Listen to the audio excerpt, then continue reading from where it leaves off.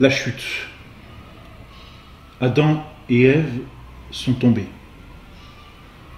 Ils ont été éprouvés au paradis terrestre par cette interdiction qu'ils avaient de manger du fruit de l'arbre du bien et du mal. En désobéissant à Dieu, ils ont commis un péché d'orgueil, prétendant se faire l'égal de Dieu. Selon cette tentation du démon, vous serez comme des dieux. Et du même coup, ils ont perdu tous les dons gratuits que Dieu leur avait donnés, la grâce et ses dons préternaturels.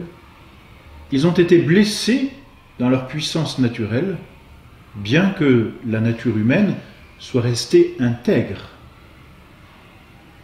Mais, drame encore plus grand, ce péché est appelé originel non pas seulement parce qu'il se situe à l'origine de l'humanité, au début de l'humanité, il est appelé aussi péché originel parce qu'il se transmet à tous les hommes. Injustice, criera-t-on. Mais n'oublions pas que si, d'une part, le péché originel est désormais transmis à tous les hommes, d'autre part, si Adam et Ève n'avaient pas péché, ils auraient transmis tous leurs dons préternaturels à tous les hommes. Nous aurions été immortels à leur suite, intègres, impassibles, ayant une certaine science infuse. Pourquoi ce péché est-il originel? C'est-à-dire pourquoi ce péché se transmet-il de génération en génération? Parce qu'Adam a agi non pas simplement comme personne privée, mais comme chef de l'humanité. Il a agi en tant que chef, caput, c'est-à-dire tête du genre humain. C'est-à-dire qu'il a engagé non seulement sa responsabilité personnelle, mais il a engagé toute la famille humaine. C'est pourquoi d'ailleurs le péché originel est commis par Adam, et par Adam seul. Parce que c'est lui le chef de l'humanité, c'est lui le premier créé, c'est lui le père de tous les hommes. Et en tant que père, il transmet ce péché. C'est un peu, si vous voulez, comme une dette que contracterait un père de famille. Lorsqu'un père de famille contracte une dette, il engage sa famille. C'est-à-dire que le jour où il décède, la dette se transmet à ses enfants, hélas. Mais du reste, tout comme l'héritage, se transmet ou se transmettait aux enfants. C'est-à-dire que là où le bien se transmet, là aussi, hélas, le mal commis par celui qui est tête d'une famille se transmet aux membres de la famille. Ainsi, le péché d'Adam est à la fois un péché personnel et un péché originel. C'est injuste, dira-t-on. Mais que voulez-vous? Nous appartenons à une famille. Dans notre monde peut-être trop individualiste, nous avons du mal à comprendre, c'est vrai, cette transmission du mal. Mais nous appartenons à la même famille humaine. Alors il faut cependant noter que ce péché originel en nous n'est pas un péché personnel. C'est-à-dire que là où chez Adam et Ève, en plus d'être à l'origine de tous les péchés qui se répandront dans le monde, il était un péché personnel qui a mérité une punition, et une punition sévère. En nous, ce péché originel n'est pas puni sévèrement. Il nous prive de la grâce, il nous prive de la gloire, il nous ferme le ciel et la vie divine, c'est clair, parce que c'est cela le péché originel. Le péché originel, c'est ce défaut de justice originelle, c'est donc en même temps cette privation, c'est une privation de tous les dons de Dieu, et particulièrement de sa grâce et de sa gloire. Mais comme il n'est pas personnel en nous, ce péché originel n'engendre pas la même punition qui a été celle d'Adam et Ève. Il nous ferme les portes du ciel, hélas. C'est donc une privation de la grâce sanctifiante par lequel, hélas, mais c'est ainsi, nous sommes solidaires de la faute d'Adam.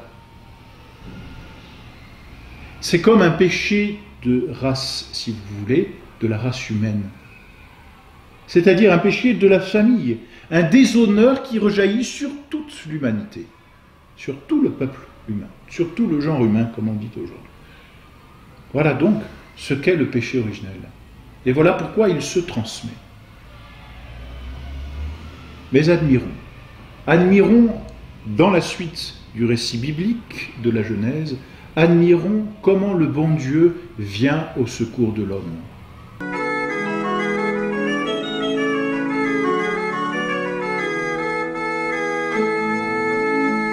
Sitôt qu'Adam et Ève ont commis le péché originel, le bon Dieu apparaît dans le paradis, vient à la rencontre d'Adam et Ève, comme il le faisait du reste ordinairement avant ce péché. Et là, Adam et Ève éprouvent une certaine honte, cette rougeur, voyez, à cause de la faute que l'on a commise. Un peu comme cet enfant obligé de baisser les yeux parce que sa conscience n'est pas claire. Alors Adam et Ève se cachent. Et Dieu appelle Adam. Adam, Adam, où es-tu? Et déjà ce premier geste est remarquable. Dieu vient rencontrer l'homme. Dieu appelle l'homme. Adam, Adam, où es-tu? Adam répond, nous sommes là, Seigneur, mais nous nous sommes cachés parce que nous étions nus. Alors le bon Dieu lui dit, mais qui t'a appris que tu étais nu? D'où vient cette concupiscence qu'il y a en toi? Alors Adam, naturellement, se décharge. La femme, non seulement la femme, mais que vous m'avez donnée. La femme que vous m'avez donnée m'a fait manger du fruit, et la femme, de la même façon, va se décharger sur le serpent. Alors le bon Dieu va les punir. Il les chasse du paradis, manifestant par là qu'ils perdent tous les dons. Ils vont connaître la mort. Ils vont connaître le péché. Ils vont connaître la souffrance. Ils vont connaître la guerre. Tout cela, voyez, ça n'est pas l'œuvre de Dieu, c'est l'œuvre de l'homme. C'est la conséquence de ce premier péché.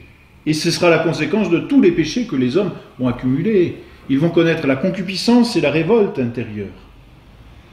Mais dans le même temps qu'ils vont connaître tout cela, le bon Dieu leur promet un sauveur. Adam et Ève ont déchu. Adam et Ève se sont séparés de Dieu. Adam et Ève se sont coupés de Dieu en disant « nous sommes comme Dieu », finalement, nous serons comme Dieu. Adam et Ève ont voulu donc mettre le bon Dieu de côté, mais Dieu, voyant cette déchéance, promet un sauveur. C'est le récit même de la Genèse, c'est-à-dire juste après avoir commis ce péché, Dieu promet le sauveur. Un sauveur qui viendra racheter le genre humain. Un sauveur qui viendra réparer l'offense faite à Dieu. Ce sauveur est annoncé en termes très clairs dans le récit de la Genèse. Je vous promets un sauveur. Et s'adressant du reste au serpent, Dieu dit, je mettrai une inimitié entre toi et la femme, entre sa race et la tienne, entre sa descendance et ta descendance, et elle te brisera la tête.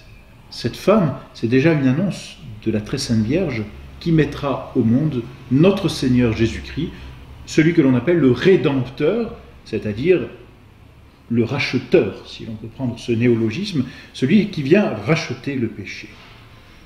Et d'âge en âge, tout au cours de l'Ancien Testament, Dieu, par la bouche des prophètes, ne va cesser de rappeler cette promesse du Rédempteur. Et c'est cette promesse qui va comme éclairer et qui va guider tout l'Ancien Testament, patriarches, prophètes, rois, peu importe. C'est cette promesse qui va être comme la lumière de l'Ancien Testament, l'attente et l'espérance de tous ceux qui ont vécu avant notre Seigneur Jésus-Christ. Promesse du reste qui non seulement sera donnée par la bouche des prophètes, mais sera en même temps donnée d'une autre façon par des figures bien réelles de l'Ancien Testament. Abel, tué par son frère, figure de notre Seigneur Jésus-Christ, tué par les siens. Isaac, fils d'Abraham, portant le bois de son sacrifice, tel notre Seigneur Jésus-Christ portant le bois de sa croix. Joseph, vendu par ses frères, par la jalousie de ses frères, tel notre Seigneur, vendu par la jalousie des siens, et vendu par Judas plus particulièrement. Moïse, qui viendra libérer le peuple de l'Égypte et le conduire en Terre Sainte, figure de notre Seigneur qui vient libérer de la servitude du péché. Jonas, qui reste 3 jours dans le ventre d'une baleine, comme notre Seigneur restera 3 jours au tombeau. Bref, tout au cours de l'Ancien Testament, les signes manifestent la venue de notre Seigneur Jésus-Christ. Et ce peuple, cette descendance d'Adam et Ève, n'attend qu'une seule chose, son Rédempteur, notre Seigneur Jésus-Christ.